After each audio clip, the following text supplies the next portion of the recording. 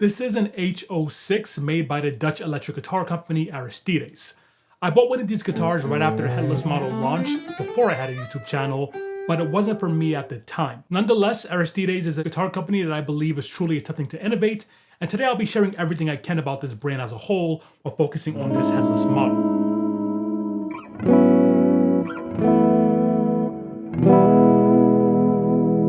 Now, the most unique thing about Aristides guitars is that they're not made from wood, and you'll notice that the second you pick up the guitar, especially if you have a raw model. To me, it feels like a really high quality plastic material, and it's also very hollow. I know a lot of people associate the word plastic with cheap, but this guitar definitely doesn't feel cheap, it just feels different than a wood guitar. When it comes to production, these guitars start in a mold with a luthier carefully layering top coats of glass fiber, carbon, and more to build a rigid exoskeleton. After layering is complete, the two halves are joined and a proprietary material known as arium is injected into the mold to create the core. There isn't a ton of information about arium's exact chemical makeup, but according to Aristides, it's a material that was designed to have free vibration, ultimate resonance, and a musical tone that is an ideal combination of classic woods. They also claim that their instruments have increased sustain, tonal consistency across the fretboard, and are nearly unaffected by shifts in climate. I'll be testing the climate claims in a future video, but for now I'll just say this. The tuning stability and the consistency across the fretboard has been amazing so far, and the sustain is definitely really good. The non-headstock hardware is also simple and effective. The truss rod adjustment is easily accessible behind the string lock, but you probably won't be making many adjustments with this type of guitar. Then we have a composite nut, 6 individual screws securing the strings, and the locking hardware doesn't have any sharp corners or edges to cause discomfort. That being said, my favorite headless design is still the Tau guitar by Oz Guitar Works. On that guitar, the string lock is completely flush with the fretboard, and you can't feel it at all even when you're in this lower position. The Tau can also be suspended from a normal hanging stand, which I believe should be more common considering the fact that these expensive, uniquely shaped guitars rarely sit securely in a normal floor stand.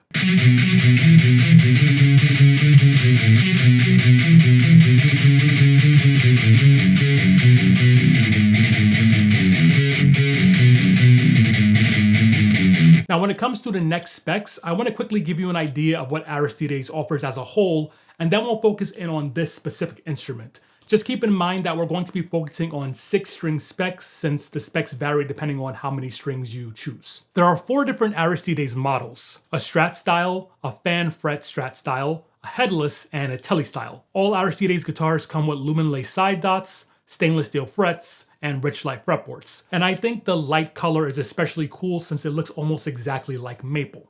Most models have a 12 to 16 inch compound radius, and the Tele model is the exception with a 10 to 14 inch radius. All of the necks are also a pretty thin C shape, but the Tele version is slightly thicker, but more on that later. The Strat style and the Tele style come with straight frets, 25.5 inch scale length, and 24 and 22 frets respectively. And finally, the headless model comes with this very unique 25 to 26.1 multi-scale design. Then of course you can get all of your custom inlays, paint jobs, and so on, but the most economical choice is to go with the Raw series, which comes in several standard colors.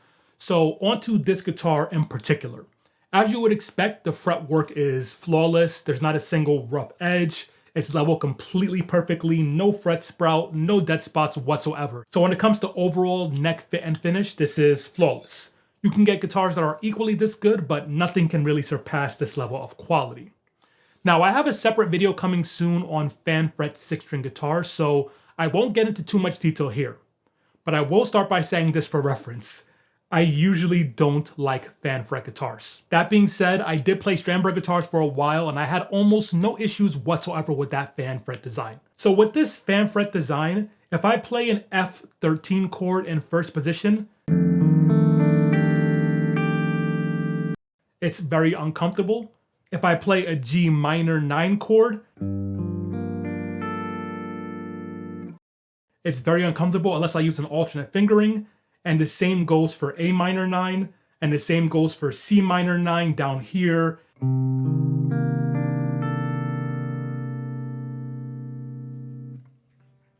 And you get the idea here. There are a lot of chords that I try to play on this guitar, especially in the lower positions, that feel really, really uncomfortable and painful because of this fan fret design. And I know some of you are going to be saying, well, that's not a jazz guitar, and you're right, it's not a jazz guitar, but ninth chords and 13th chords aren't just reserved for playing jazz. Now, I'm of course not saying it's bad. There are hundreds, if not thousands of players who really enjoy this fan fret design. I'm just saying that it doesn't fit my hands personally. In terms of the neck shape, again, Aristides lists this as a comfortable C, but I think it will be more accurately described as a thin C. It's definitely thinner than the Ibanez AZ model, but it's also thicker than the Ibanez Wizard neck. So since my caliper broke, I was looking around the room at all of the different guitars that I have, and I was trying to find which guitar has the proper neck, a neck that's comparable. And after I tried all the different guitars in my room, I came to the conclusion that this Schecter guitar actually has the most similar neck. And so I went online and looked up what the neck spec was on this Schecter, and lo and behold, I was super impressed because it's actually the exact same measurement according to Schecter's website and according to Aristides' website. However, Schecter lists this neck thickness or neck thinness as their ultra thin C.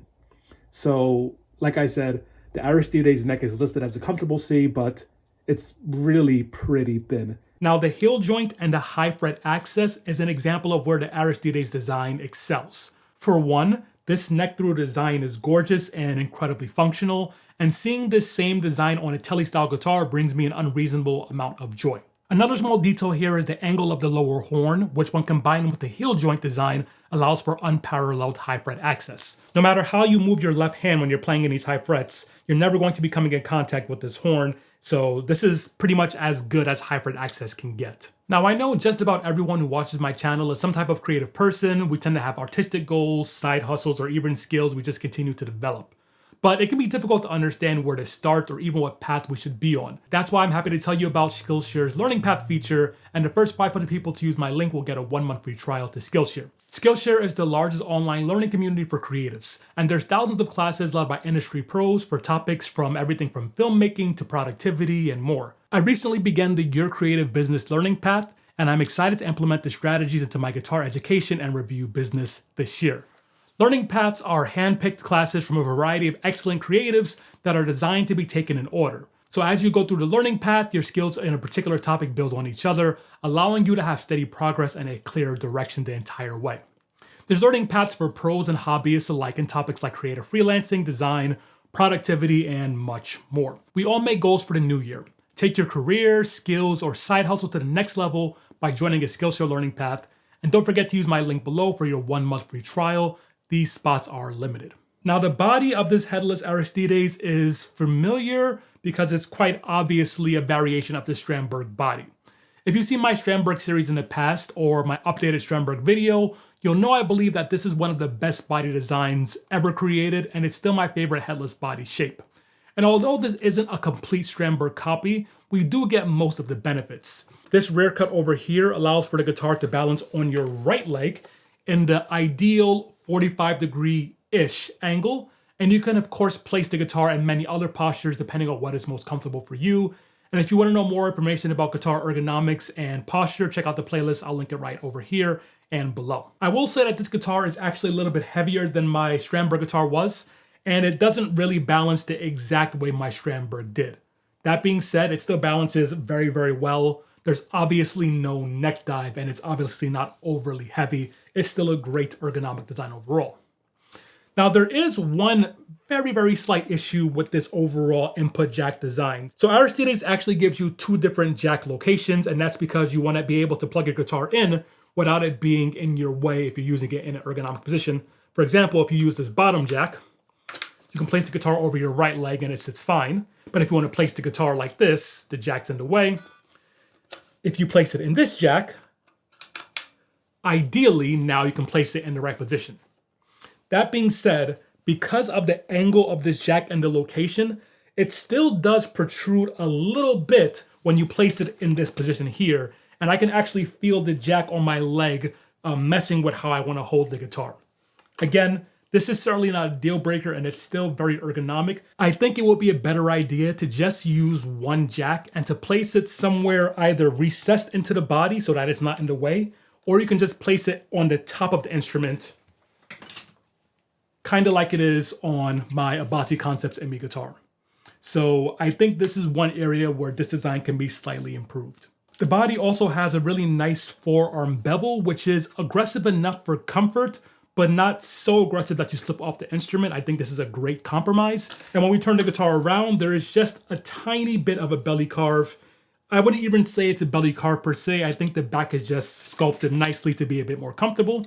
And then of course we have this giant see-through plastic back piece, which you can remove to access your spring block, your electronics, and your charging if you have pickups that need to be charged and so on. And of course, completing the body, we have these kind of indented designs, but they do look pretty cool.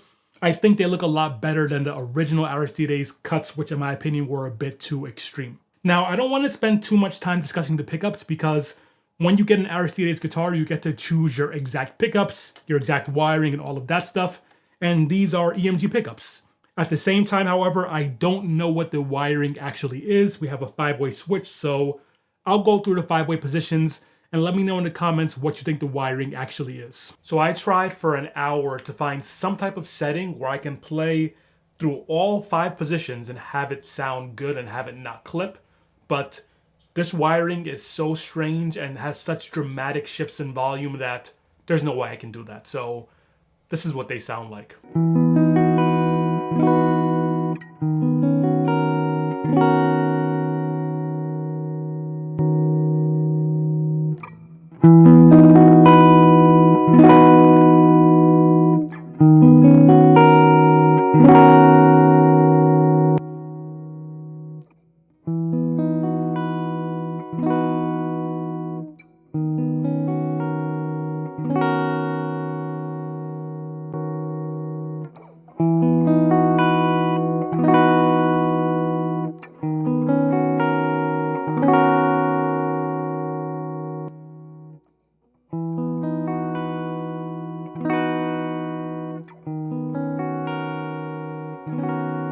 Clearly some type of very strange, unique wiring. In fact, I can tell from just looking through the clear back piece that Aristides didn't wire this guitar. I'm pretty sure they didn't because they're known for having immaculate different wiring, and this is a little bit more messy than they usually do. So I think whoever originally bought this guitar got it and also changed the wiring. And that brings us to my favorite feature about this guitar, and that is the tremolo. I've tried the Kiesel VX6 back in 2017 or 2018. I tried the Strandberg tremolo, of course, and I also tried the Sophia tremolo on headless guitar. This hot tongue bridge is by far the best headless tremolo I've ever used. And to the best of my knowledge, this is only available on Aristides guitars and it's not available to buy aftermarket. At least I don't think it is. It of course has a set screw in the back so you can adjust the arm tightness to be however you like it. And the arm angle, the arm length, and overall feel is just amazing. Now, I would almost never say that any floating bridge can replace a Caller or a Floyd Rose, so if you need the most crazy acrobatics, you know what floating bridge you need. Also, if you dive bomb all the way down to the bottom, the strings can come off the saddles, and I also found this to be true with my Strandberg bridge in the past. But if you're going to use this bridge like most of us would for its intended use, it is silky smooth.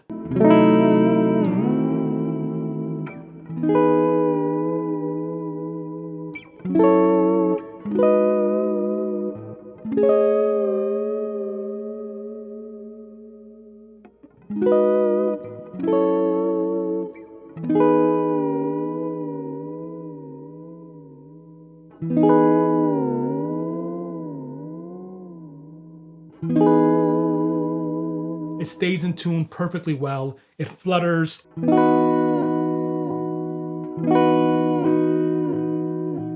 All of that stuff. Like I said already, this is one of my favorite headless bridges. In fact, in terms of the feel, it might be one of my favorite bridges, period. I should also say that this comes with a really nice padded gig bag, and I feel like there's a big debate nowadays between expensive guitars coming with either a hard shell case or a padded gig bag. If you're someone who likes the hard shell case, I understand why you prefer that, but my whole take on it is that for me personally, As someone who lives in a city and travels a lot via train and bus and so on, I never use hard shell cases. If I get a hard shell case, it goes and sits in the closet. I like to have the padded gig bag because that allows me to travel with the guitar much easier. So now we're on to the price and my final thoughts. The 4 different Aristides models start roughly between $2,600 and $3,100 US. Moving to 7, 8, or even 9 strings raises the price,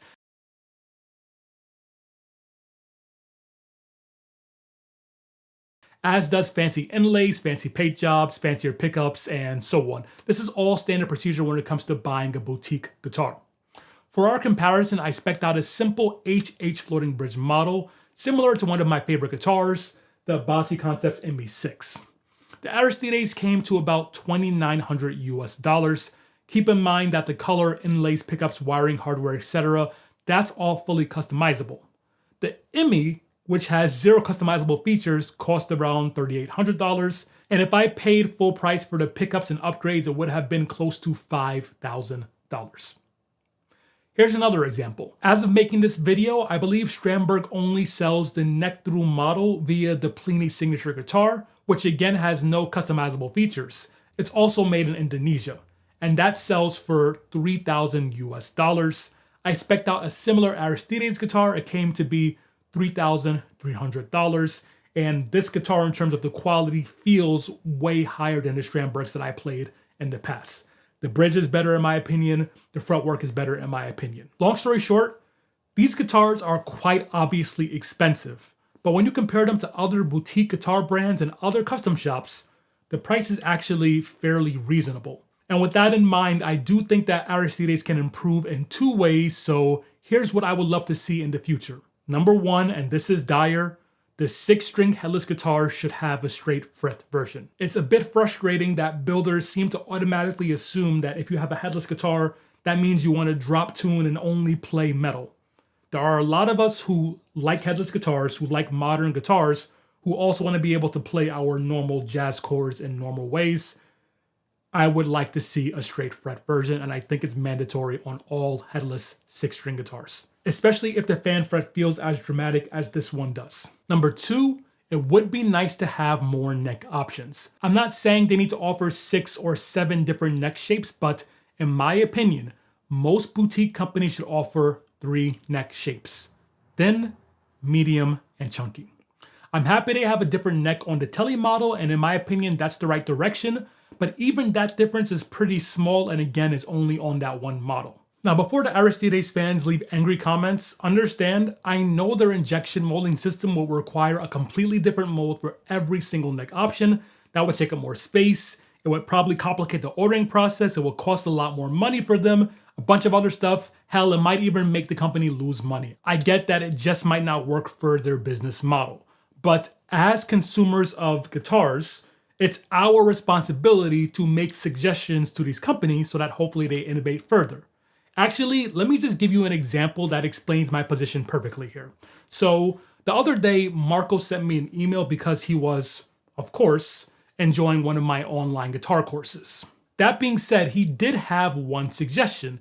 In his email, he asked if I can add a dark mode toggle. Now, the platform I use doesn't have a dark mode option, but I still thought it was a great idea, so it's been sitting around in my brain. Okay, if you check the link below and check out andreflood.com/courses, you'll see one guitar course. Hang in there, I promise this is still about Aristides. So one guitar course is now my only product.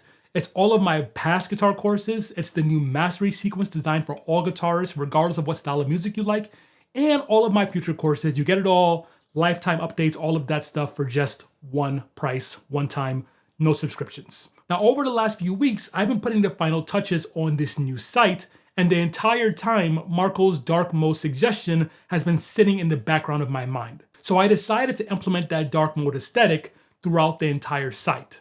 So no, I couldn't and I still can't have a dark light mode toggle switch, but the fact that he said it to me helped me make a better overall design for everyone who wants to check out my courses online. Back in 2016, I complained to Kiesel about the fact that they only offer 2 neck shapes. I assume others complained as well because in 2023, they finally began offering 3 standard neck options. As a guitar community, we are the ones responsible for suggesting new innovations and more features. Be sure to join the free Skillshare trial because they do fill up fairly quickly, and also feel free to check out my course link below. By the way, I'm Andre Flood. I'll talk to you soon.